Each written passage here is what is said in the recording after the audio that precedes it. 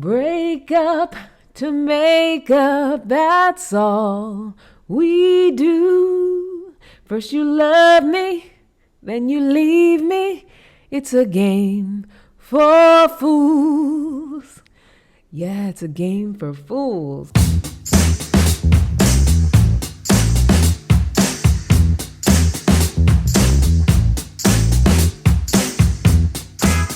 Welcome to Ask for Candy, love and life coaching delivered straight up like your best friend would if she were a licensed and certified mental wellness professional.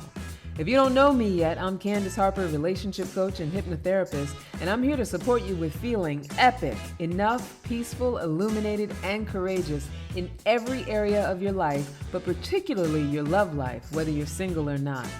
I'm also here to teach all of us how to vibe high and manifest the sweetest possible love in this lifetime. I'm here to teach you how to ask for candy and to get it.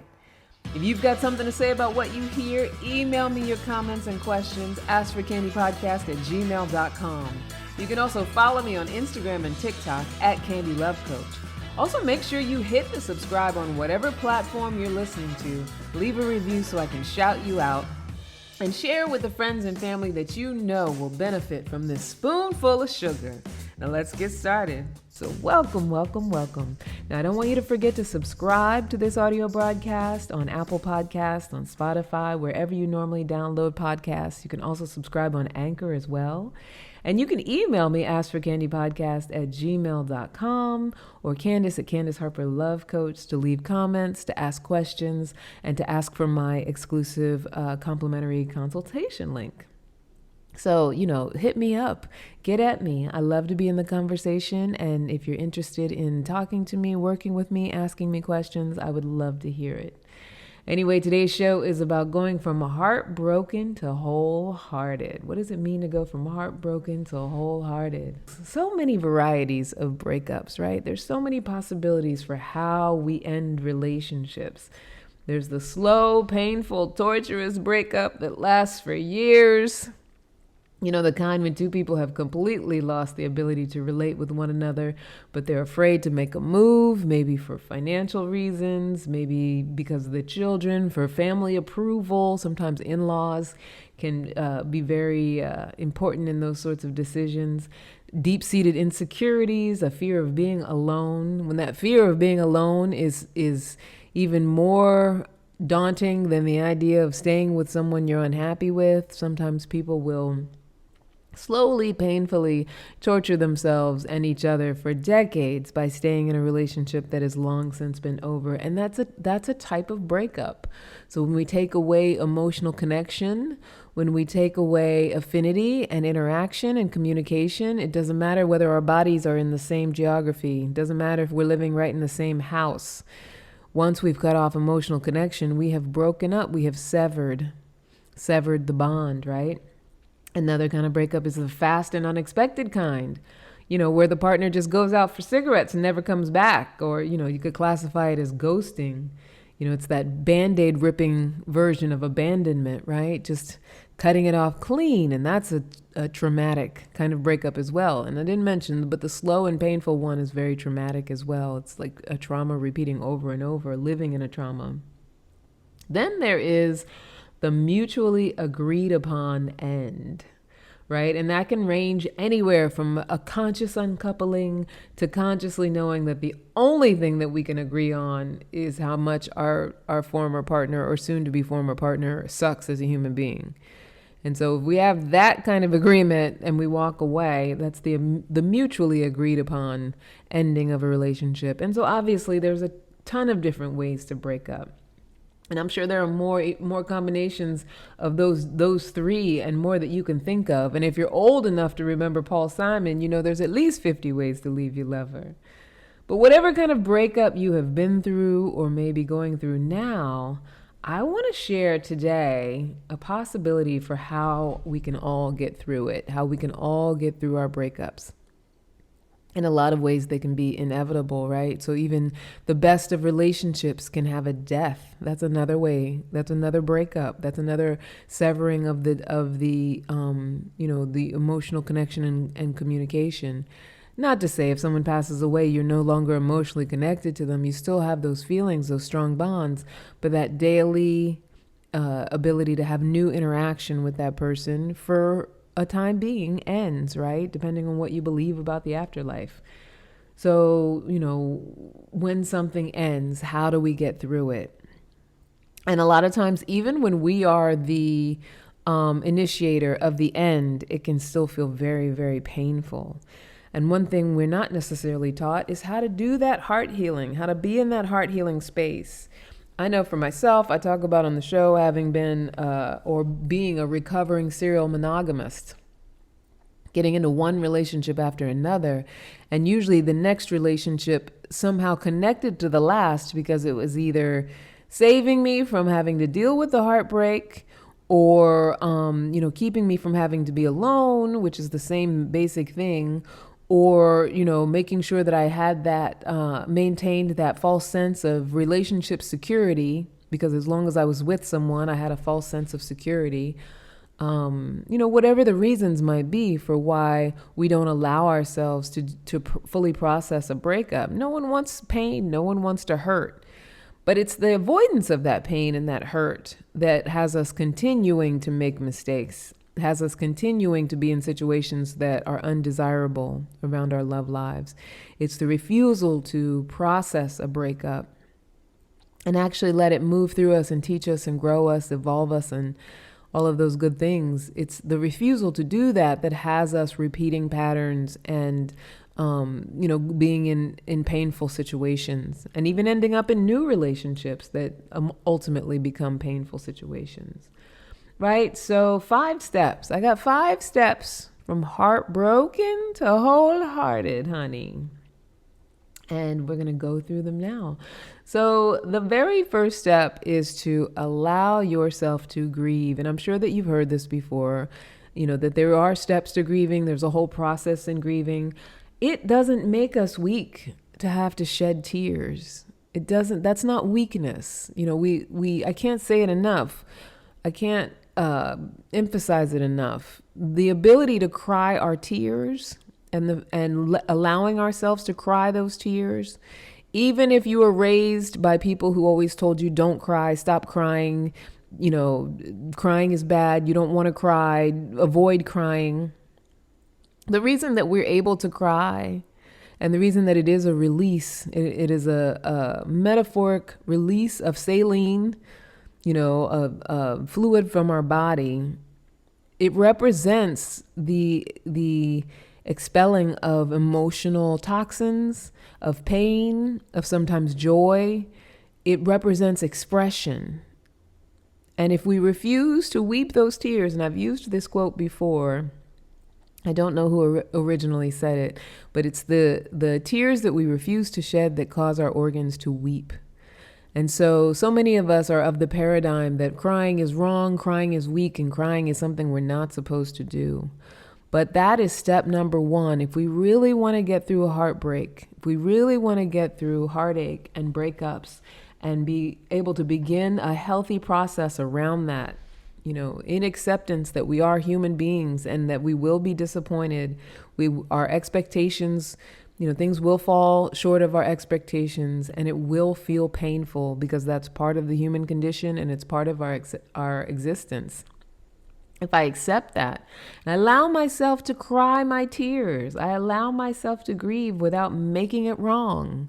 There is nothing wrong with needing to cry. There's nothing wrong with letting the tears flow, letting them go.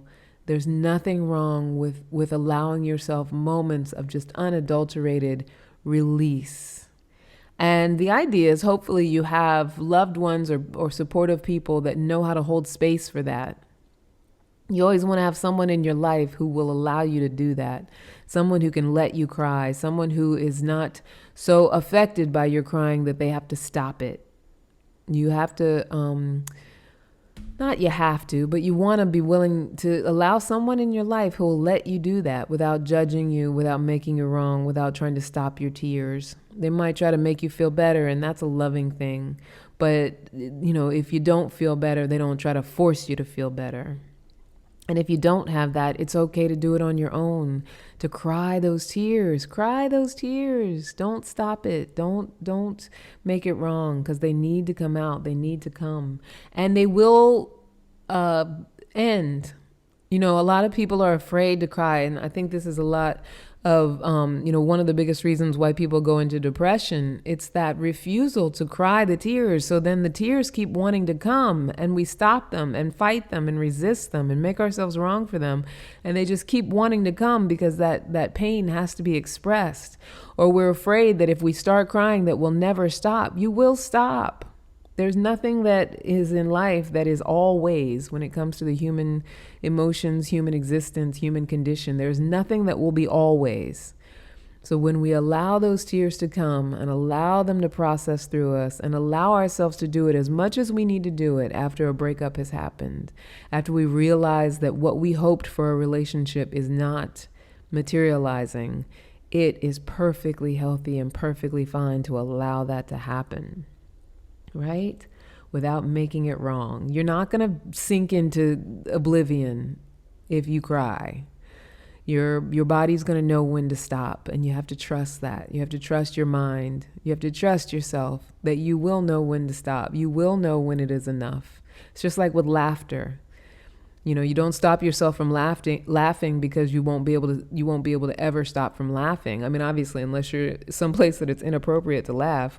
But if you're laughing about something, you don't say, oh, no, I can't laugh, because if I keep laughing, I won't be able to stop laughing. It's the same thing. Your body, your mind knows when to let it go, when to give it up, but not if you won't let it. If you've ever been somewhere where it's inappropriate to laugh and you've tried to stop yourself from laughing, you know it's the hardest thing in the world. Right? It actually makes you laugh harder. It actually makes things funnier when you really, really want to laugh and you have to stop yourself from laughing. And the same thing is true with tears. When you really want to cry and you keep stopping yourself from crying, you want to cry even more. And so you want to let yourself grieve this breakup. It's quite all right. It's perfectly reasonable. And that's just step number 1, y'all. Step number 2, turn all of the energy that we put into analyzing and criticizing the other person into nurturing and loving ourselves. So when we catch ourselves trying to figure out what psychosis the other person should be diagnosed with, we have a perfect opportunity to look at ourselves. And a good question to ask ourselves is, how was I being all of the things that I'm accusing this person of? How was I being all of the things that I'm accusing this person of? So my last major breakup, and I talk about it all the time, was from a very abusive relationship that I am very grateful to have experienced. At the time, I wasn't grateful. At the time, it did not feel good. But one of the things that I got to do on my healing journey around this relationship, after all the finger pointing, all the criticizing, I think I even did an hour-long video on YouTube about, all the reasons why this person wasn't good for me and what I thought about this person. And what I had to ask myself is, how was I being everything that I'm accusing that person of being? Who was I being within all of that? Right? Because if I would have set myself up to just be an innocent victim of, his horribleness, I wouldn't have walked away with any value. It would have been a waste. And oftentimes we do walk away from relationships. Oh, I wasted my time. It was a complete waste of time. That person was horrible. And so, yeah, we're right when we say that, because if we didn't get a chance to look at ourselves, because everyone we pick, everyone we're with is a mirror into our own soul. Everyone we choose to be with, choose to pursue, choose to have relationships with is somehow a mirror to our own soul, whether we want to admit it or not, even the worst of them.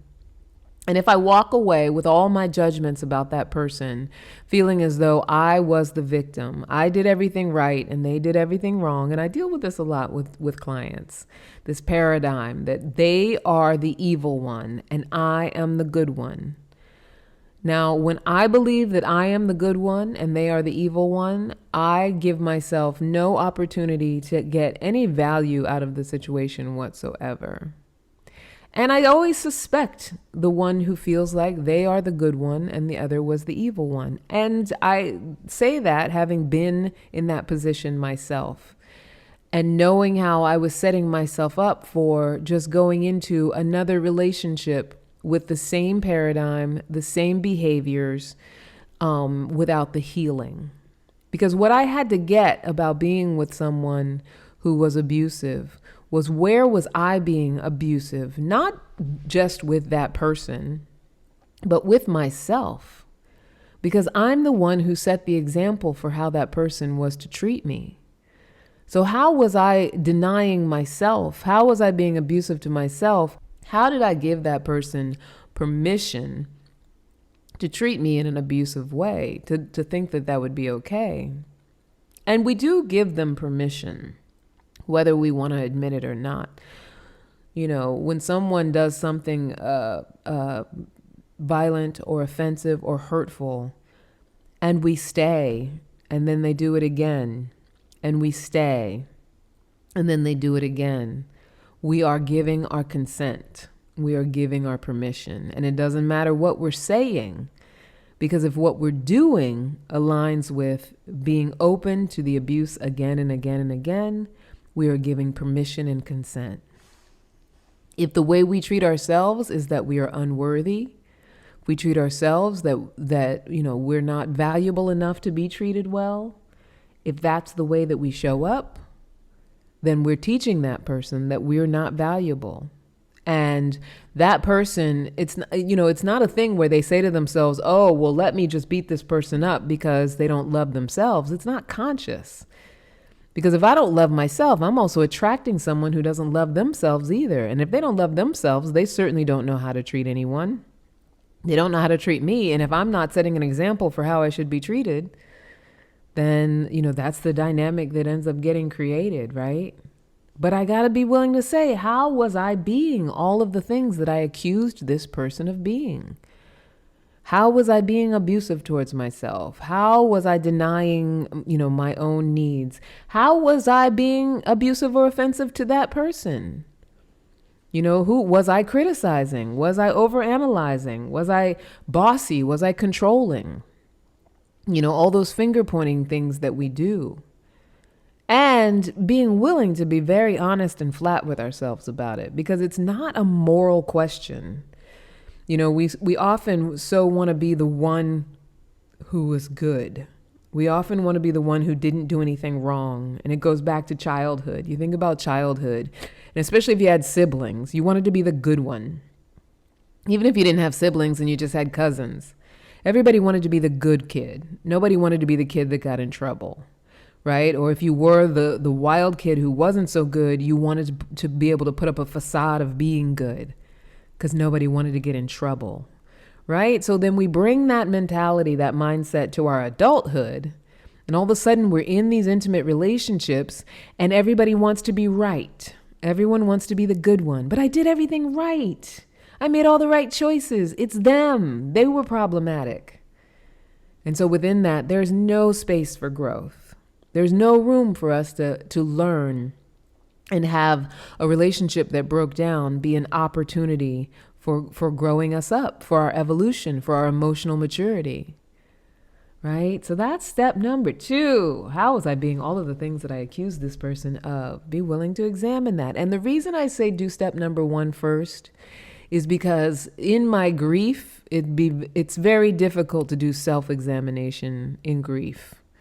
Right? I got to mourn the loss of the things that I was attached to, the things that I considered myself to be in love with, the things that were important to me, the expectations that I had set up, the hope, the envisioning that I had done around the relationship that is no longer the vision anymore. I got to let myself mourn the loss of that in order to do step number 2, so that I can be clear-headed and conscious enough that I can answer that question, that it's not clouded by my missing of that person, that it's not clouded by, the unrequited feelings that I might feel, if that's what you feel, right? Or the sadness about, it having broken down. I need to gain a little bit of clarity around that before I can answer the question, how was I being all the things that I accused the other person of? And once I can do that and do that examination, then I get to clean up my side of the street. Now, that doesn't necessarily mean that I have to interact with that person. Sometimes it does, and that's great if you still can. But if you can't interact with that person, depending on the nature of the breakup, depending on whatever was going on in the relationship, you can still clean up your side of the street. And we can do that when we recognize that we have an equal responsibility for the unworkability of the relationship. When we realize that, we get to become very powerful, right? And this is very similar to step 2, like, who was I in the midst of all that was going down, right? Who have I been in the midst of this breakup and this breakup process? And so I get to clean that up by acknowledging that I'm not perfect, that I haven't done everything right, quote unquote, whatever right is. You know, a lot of times I think as women in general, we tend to get into these situations where we do everything for somebody. And then when the relationship breaks down, we're like, I did everything for this person. I sacrificed so much and they still hurt me. How can you say that I'm not the victim? How can you say that I'm responsible for this breaking down? I did everything. And I was talking to a client yesterday and she's like, you know, I go out of my way. I clean his apartment. I, make sure he has food to eat. I cook for him. I do all of these things. And, now he doesn't even call me baby anymore. He's not even that nice to me. He takes me for granted. But what we don't realize in that, and where our responsibility is in that, is how are we showing up as valueless?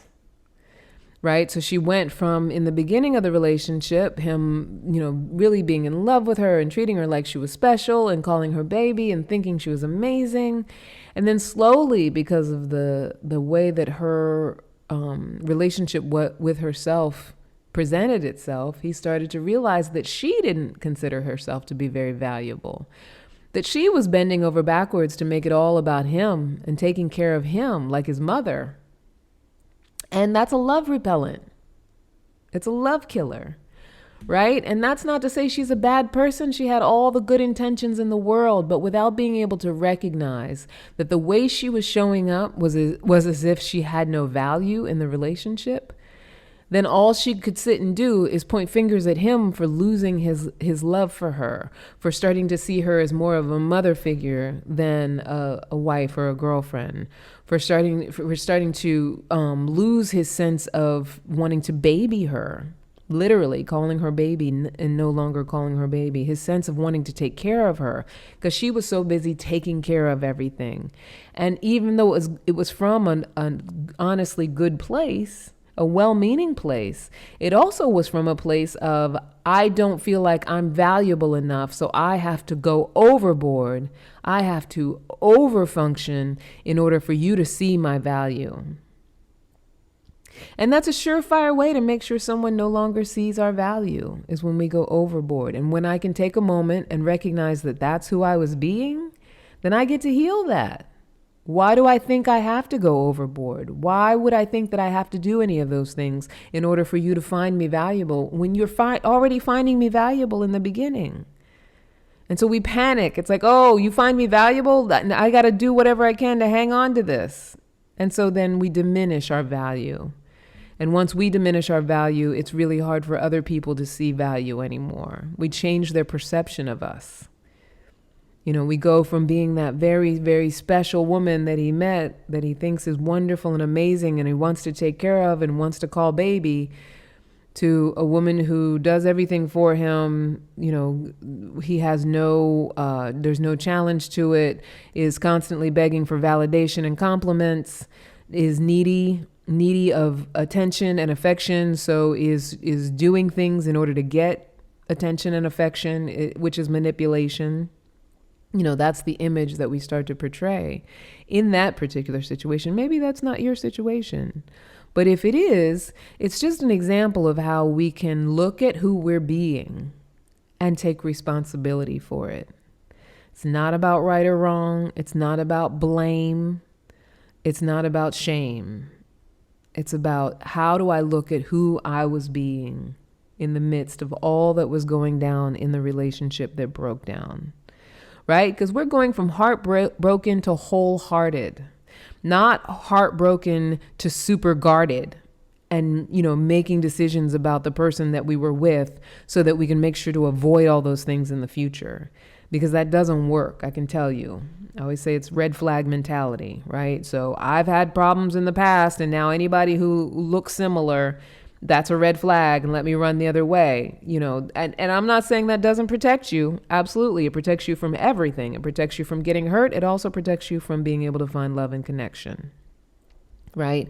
It protects us from really being able to accept and love anybody else because we're so busy looking for what's wrong with the other person, right? But what we're talking about is heartbroken to wholehearted, meaning that you can jump in, that you know how to start all over from a clean slate, that you don't have to bring the baggage with you, and you can walk into it with a sense of your own value, knowing that you are valuable, lovable, you are enough without having to prove it to someone. Like, that's a huge lesson to be able to experience from having a relationship that has broken down. And it's one of so many, depending on what your situation was. Right? Woo, we're moving along. We're moving along here, girls. And guys, whoever's listening. I say that I am a coach. I am a coach for women, but I work with men as well. Because we all have moments where we need to go from heartbroken to wholehearted. And then, what do I need to heal is number 4. So the amazing thing about ex-partners is that they come along at exactly the right time and mirror for us exactly what we need to heal and grow from in order to be the best possible version of ourselves. And speaking of men, I was talking to one of my male clients yesterday, and he's still kind of a little bit in the story of, he was in an abusive relationship with a narcissist. Now, that's his diagnosis, right? So I've never met her. I haven't diagnosed her. My job as his coach and hypnotherapist is to assess what's going on with him and who he's being and how he can change his experience based on who he's being. So none of my work is around, being anti her being a narcissist, right? But that is where he's at, is that I was in a narcissistic relationship, or I was in a relationship with a narcissistic abuser. And, the fact that that's his perception and how he feels is valuable because that's exactly what is dictating his behavior today, right? It's not to invalidate it. It's not that it's untrue. For him, it is true, right? So from that space of that belief, what he gets to do is either notice that from that space he can heal, or he can be a victim of it. He can pretend that he did everything he was supposed to do, he did everything right, and somehow by the turn of fortune, he ended up with the most abusive, narcissistic woman on the planet. That's one road he could take, right?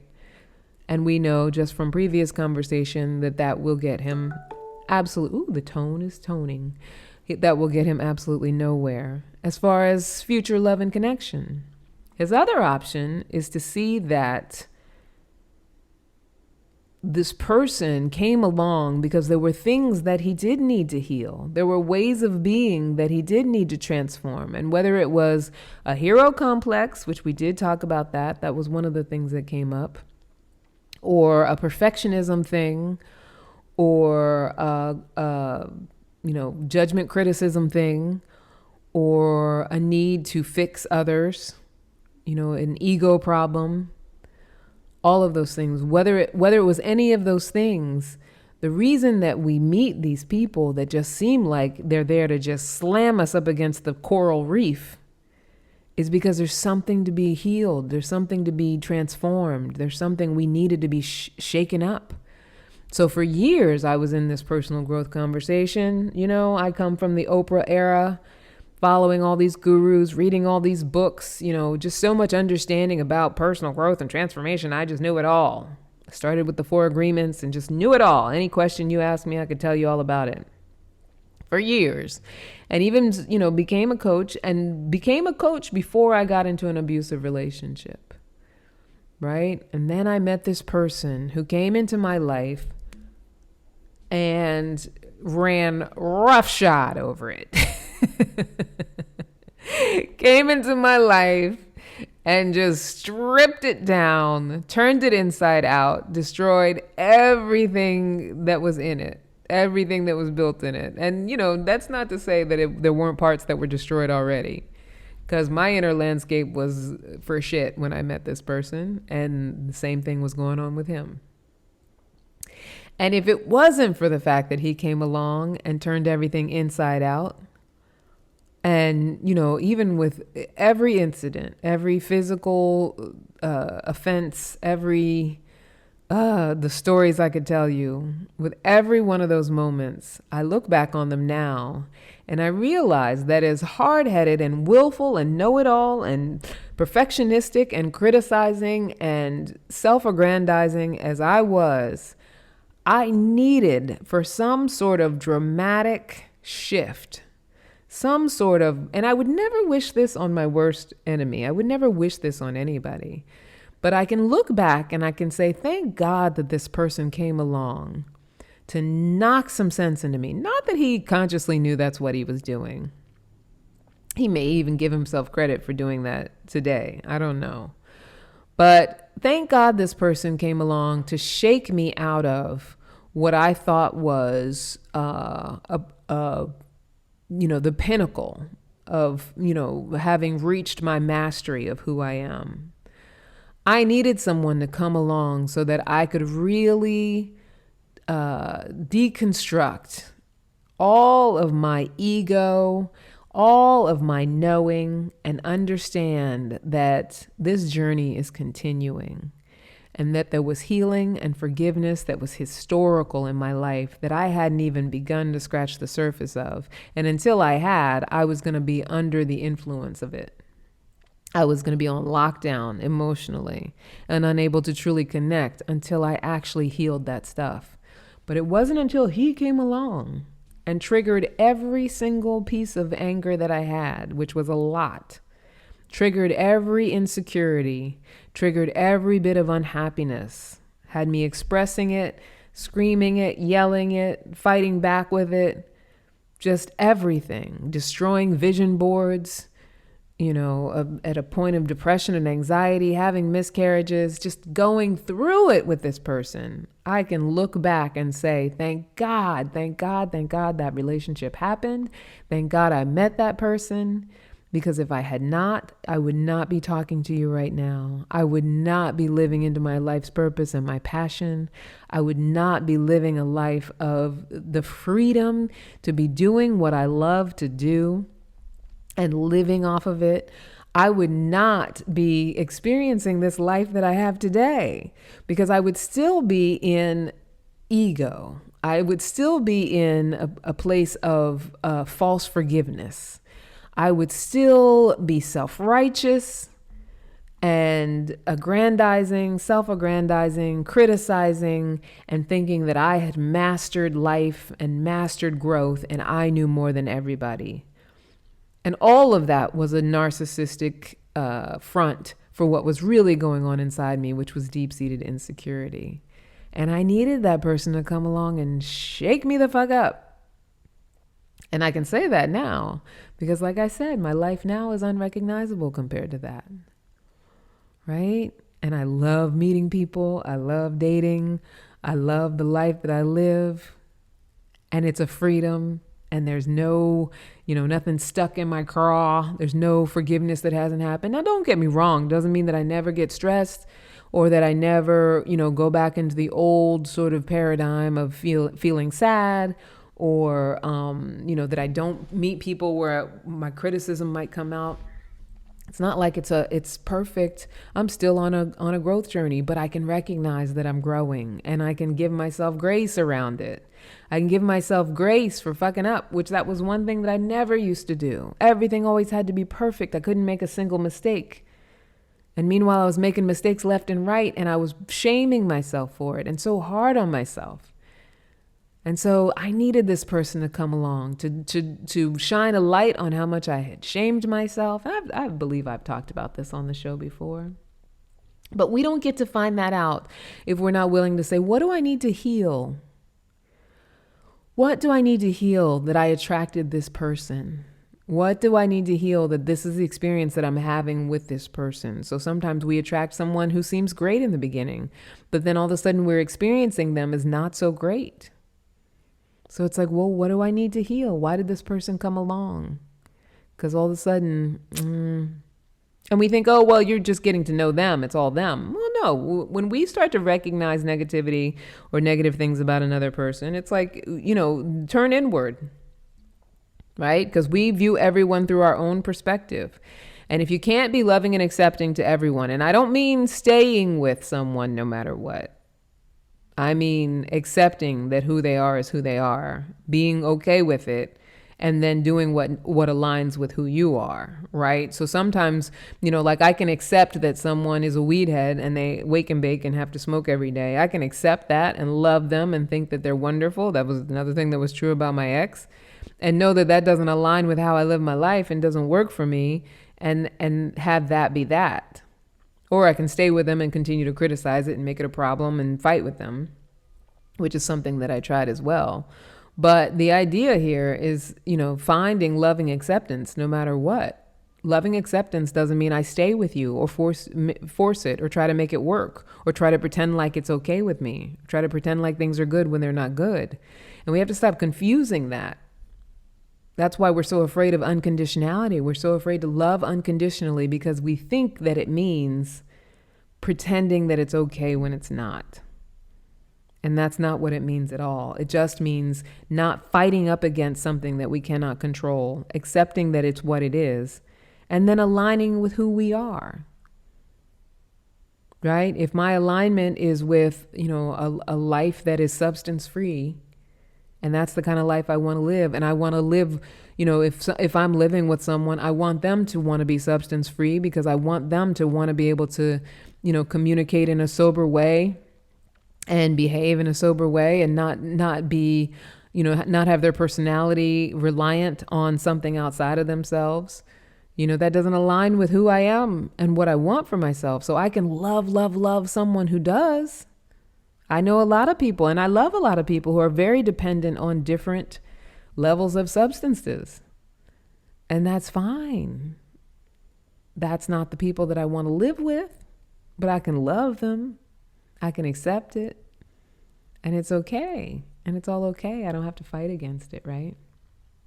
And so that comes to number 5. That brings us right to number 5. Forgiveness. Forgiveness, the F word. And forgiveness strikes a lot in the hearts of many because I think too many people interpret it as a moral topic. And I've talked about it so much on the show. I'm hoping that some of you are starting to see the real value in it. And hopefully you have dropped the old paradigm that forgiveness is a moral thing to do and that it's about pretending that everything is hearts and flowers as if nothing ever happened.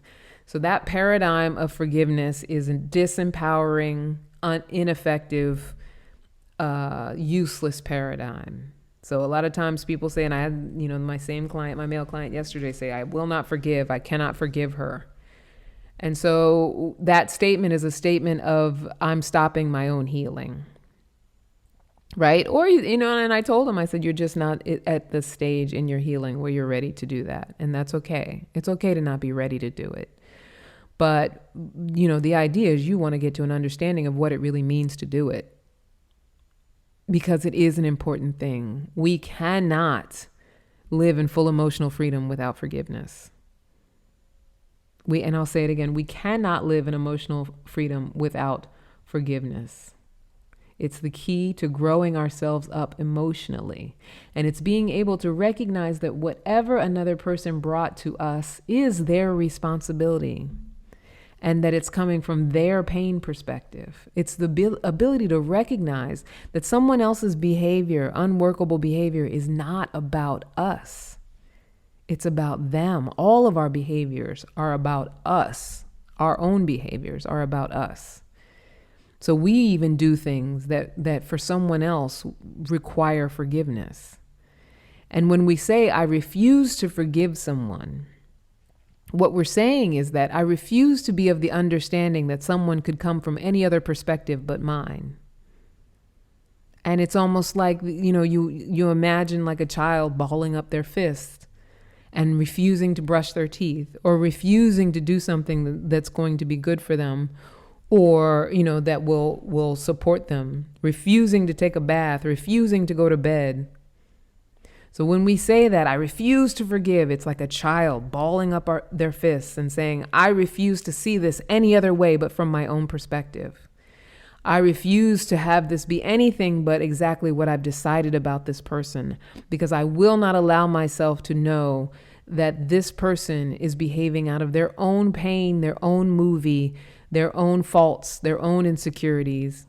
I refuse to accept that this person can't be beyond reproach in the way that I expect them to. I refuse to accept that. That is what we're saying when we reserve forgiveness. And so, whatever we do with it, it's our responsibility. Whatever we do with their behavior, it is our responsibility. Right? And so refusing to forgive is not taking responsibility for who we're being in the situation. And so we get to live in our pain. That's the reward for refusing to forgive, is we get to live in the pain of it. We get to live in the pain of believing that this person's actions were about us. And we get to be victimized by it over and over and over again. We get to live in the victimhood. Right? So I don't know how hard I can drive it home that it is not about a gift that you give them. It's not about being Jesus and, denouncing any wrongdoing and releasing them from the responsibility of having hurt you. It's releasing you. It's releasing you from the hurt. It's releasing you from having to experience it as hurt, as about you over and over again. It's the final frontier of healing and freedom. And I really do hope, I'm going to keep checking in on this client yesterday, because I really, do hope that he does evolve to that place. And one thing too, often I find that, it's important for those of us who are people of faith. If you're not religious, first of all, the forgiveness thing and the religious thing, I find that they're very separate, because a lot of people that I know who are very much of faith cannot forgive, cannot truly forgive. They do false forgiveness, where it's like, I pretend like it's all okay, but then I'm still looking at you side eye. I'm not giving you any grace for having made mistakes or having had a background that would have driven you or motivated you to do the wrong thing. I'm still looking at you like, with my judgments and my criticisms, but I'm pretending like it's all okay. That's that false forgiveness. I'm pretending like I've let it go. Or I'm pretending like I've let it go and I'm just going on with my life and you're unimportant in my life now. False forgiveness. And it doesn't heal us. It doesn't free us. I can really get on my soapbox about this forgiveness thing, but that's step number 5. When we're able to do that in a healthy way, when we're able to get to understanding that we are responsible for our pain, that we are responsible for our ongoing pain, we may not be responsible for an initial act that is committed against us or feels like it was committed against us. We may not be responsible for that. A lot of times we are not responsible for that, but we are responsible how we respond and how we continue to respond, and our willingness to understand that that person does not get to dictate who we be. Who we be, honey. I'm getting grammatical with you. Anyway, that's the 5 steps from heartbroken to wholehearted. I know they sound daunting. It's like, Candace, what are you talking about? So much stuff to do. Who's doing all that? Fuck that. I'm just going to walk around and, just cry until I can't cry anymore and then be done and date somebody else. That's an option, because none of this stuff is the only way, and none of it is an edict set down upon you that you have to do this or that you have to be a certain way. 100%. You can do whatever you want to do. But, as an offering of a way to experience good health around all of it, and a way to actually begin to vibrate with what you envision for your love life. that high vibration, knowing that it exists already, just knowing that it's already there for you, seeing it for yourself, knowing that all the love that you want is there for you. That ability to vibe that high requires getting the things out of the way of your ability to vibrate.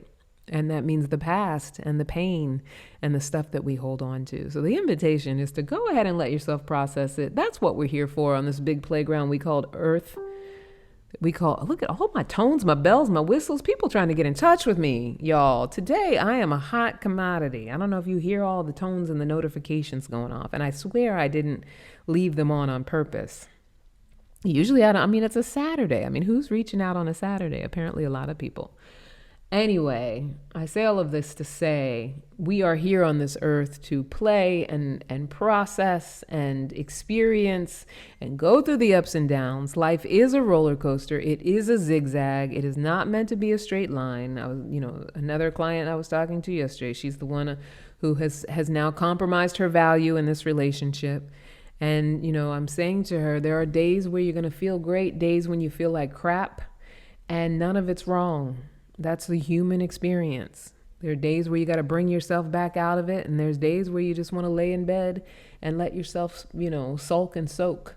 But it's the shaming of it. It's the wrong making that makes it a problem. It's the idea that what is shouldn't be. It's the fight with reality. That is what makes it all a problem. Right?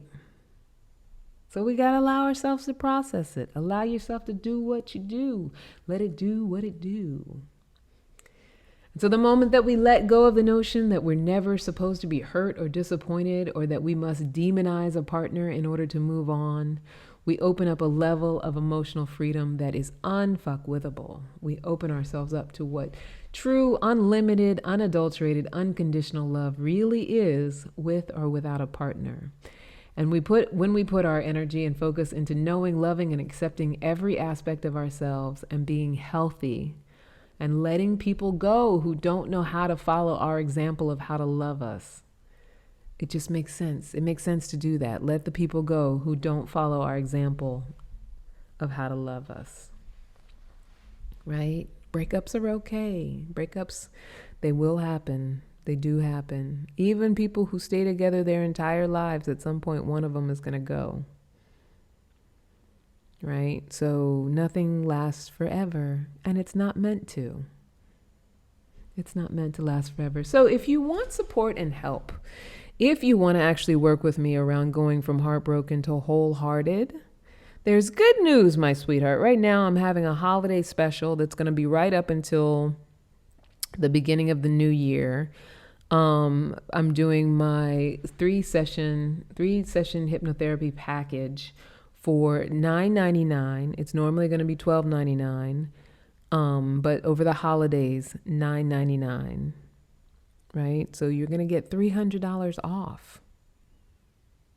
$300 off, my sweetheart, to go from heartbroken to wholehearted. So if you find yourself, especially during this holiday time, unable to process all this stuff, ruminating about the person that you were with, just sick in your stomach, dealing with all that comes from, I know that I went through a breakup, 13-year relationship, and I was fetal for at least the first 3 months. I wouldn't eat anything.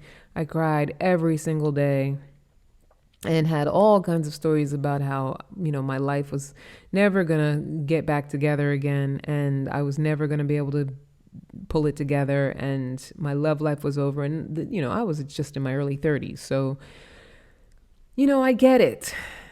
In that state, that place of heartbreak. And it's not only romantic heartbreak. It's, when I'm living a heartbroken existence. Who originally broke your heart? Sometimes mom did, sometimes dad did. And you start out with an original heartbreak, and all you know to create in your life is heartbreak after heartbreak. And if that resonates with you, if that sounds like you, then definitely reach out to me if you're ready to make a serious commitment to your transformation. If you're suffering from these symptoms of heartbreak, of not feeling enough, You're ready to go ahead and make an emotional and a financial investment for your freedom, your physical wellness, and how you're experiencing your love life and the other aspects of your life as well. You know, we hone in on the love life because I think that's the one that people avoid the most, and that's the apex of all of it. So email me, Candace at CandaceHarperLoveCoach.com. Ask me for my consultation link, my complimentary consultation link, or you can email me askforcandypodcast@gmail.com and ask me for my consultation link. Either way, you will be able to get my link, schedule some time on my calendar, and we can sit down together. Also, heal.me/CHLoveCoach. Heal.me/CHLoveCoach is another way to find me and book me. You can book one-off sessions at heal.me/CHLoveCoach. You can book a one-off session for $300 and see how it is and actually get major transformation from a one-off session as well before committing to anything major. And that's it, my sweethearts. Another Saturday, another podcast, another recording, another moment in time. I'm just making this up. Anyway, another moment that we get to spend together. I love you so much, my sweetheart. Listen, until next time, never forget, and I mean never forget, that you are a love machine, honey. If you ever start to feel like you aren't getting the love you need, just make more and then ask for candy. I love you so much.